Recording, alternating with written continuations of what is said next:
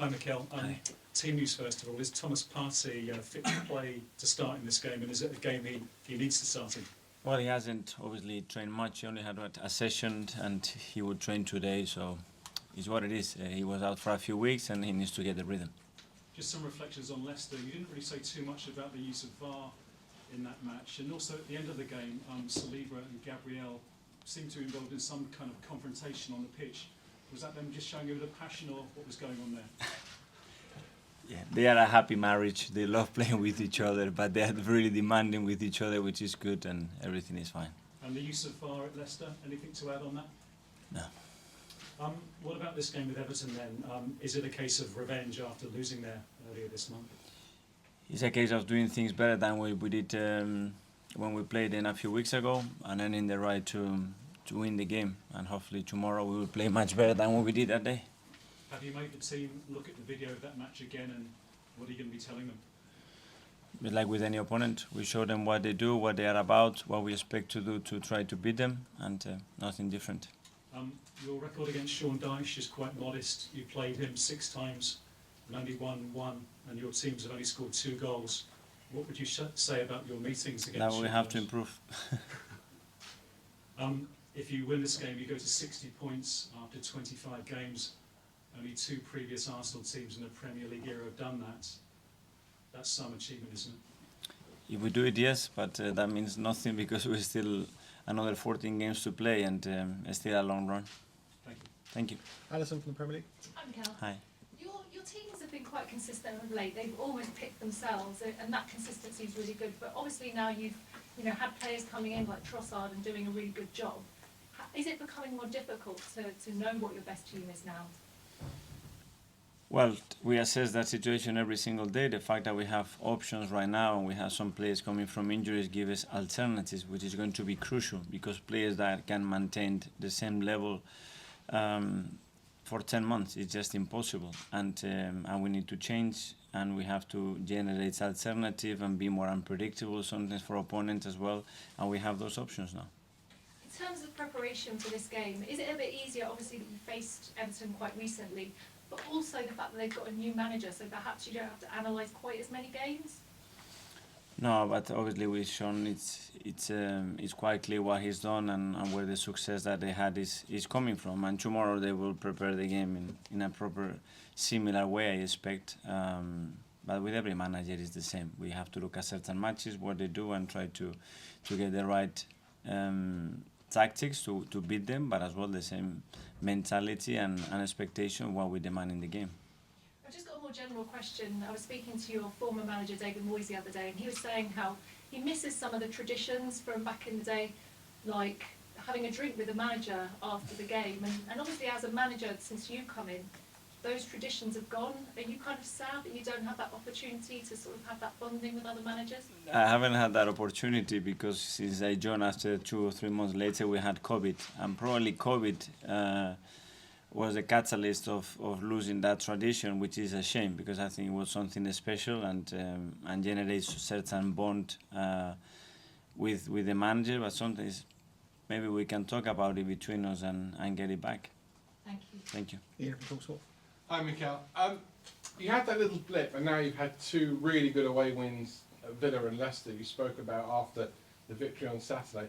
What have you done differently? What have the team done differently to get themselves back onto that sort of consistent run of form they had before the little blip? We talked about boxes, and we've been much more efficient in both boxes. I think we got individual errors that cost us certain points in that period, and then obviously the opponents play, and sometimes the opponent deserves to get something out of the game.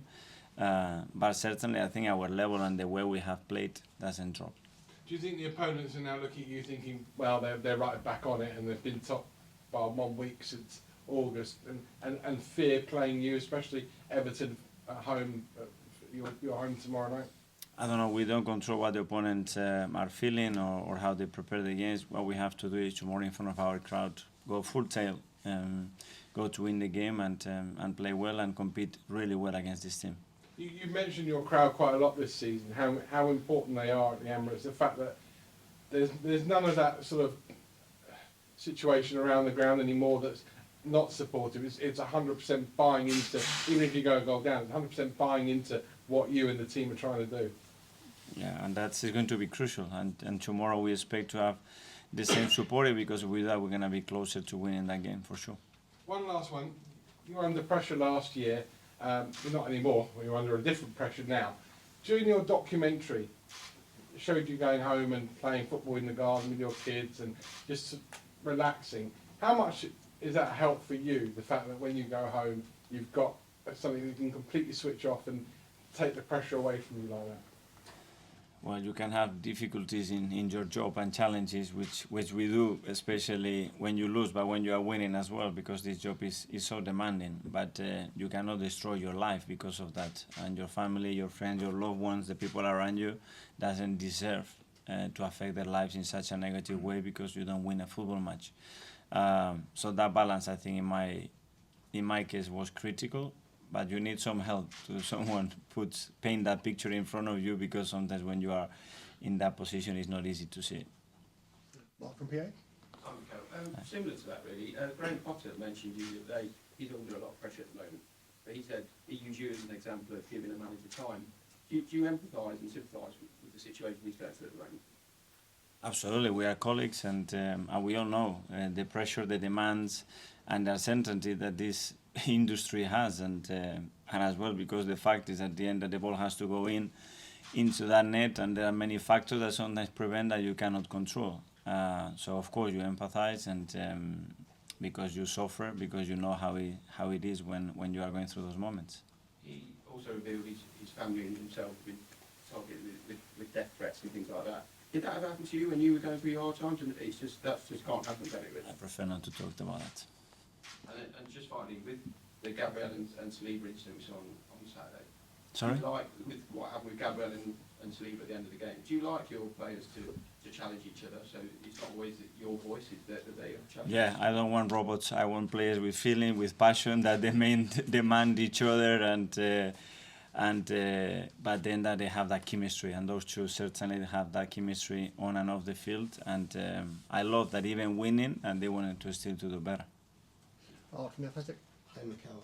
Just on Bukayo, I know he probably gets understandably frustrated when he doesn't get the calls for fouls and stuff. I was wondering, have you had a conversation with him where he's maybe raised concerns, or if you've given him any advice on how to deal with those moments? Yeah, we talk about every situation in the game and every moment that has an impact on the team or individually for him, and he needs to cope with it. And you've mentioned, I guess, coming up with solutions for stuff like that before. I was wondering, I remember seeing a clip from when you were doing your badges, your coaching badges, and you were talking about when wingers receive the ball, you want them to come off the line. Is that one of those solutions? There are many solutions to different things. Okay, Tom. Hi, Mikel. Smith Rowe and Kivior both played for under 21s last night. Looked good. What did you kind of assess from their performances playing for the team? Really good. Obviously, they needed some minutes, and at the moment they haven't had much exposure for different situations, Jakub and him, and it was great to see them on the field, because we're going to need them in the next couple of games. And speaking of players getting minutes, obviously with it being so competitive, there are some players that aren't. Is there, say, someone like Kieran Tierney who's not got too many minutes recently? Do you think that there's a pressure maybe in the summer that you could lose some of those players if they don't get the time? I don't know. I'm not thinking about it. I'm thinking about the best for the team, and obviously earn the players with the right to play minutes, which they all deserve, and we're going to try to do that in the next couple of games.